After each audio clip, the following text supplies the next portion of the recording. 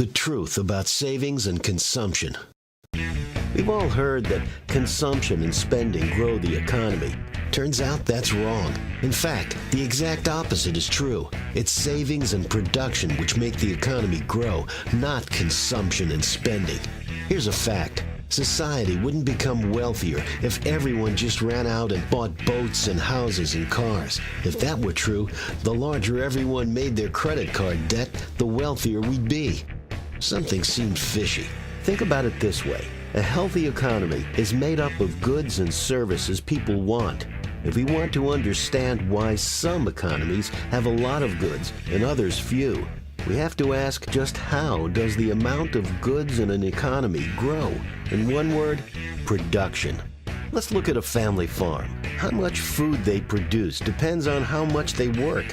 When they work, their total amount of food increases. When they eat, their total amount of food shrinks.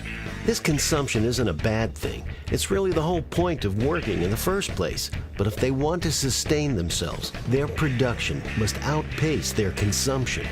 What if they decide to build a plow to help increase their productivity? With a plow, they could produce twice as much in half the time. Well, plows don't just pop out of thin air. It takes time to make them. And while it's being constructed, those workers won't be producing any food. They'll just be consuming it. That means they'll need to save enough food beforehand to eat while they work. Without those savings, there's no way for them to take time to build a plow. They'd run out of food. Once it's finished, they can produce more efficiently, and the total amount of goods will grow. On top of that, because they no longer have to worry about starving, time is freed up. They can now choose to produce other goods or services, or just relax and enjoy their free time. And this is what happens in the large-scale economy. Factories and bulldozers don't just pop out of thin air either.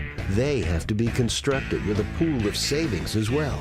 Here's how it works. In a free market, when people save their money and don't spend it, capital piles up in banks. In turn, this money is lent to entrepreneurs who use it to purchase or create equipment, which expands their business and increases their level of production. And get this, the more goods that are being produced, the more savings that become available. As this pile of savings grows, even larger loans become available to even more entrepreneurs. This makes an economy grow exponentially. All of this is made possible only by savings. Without it, there wouldn't be any capital available to borrow, and economic expansion would come to a halt.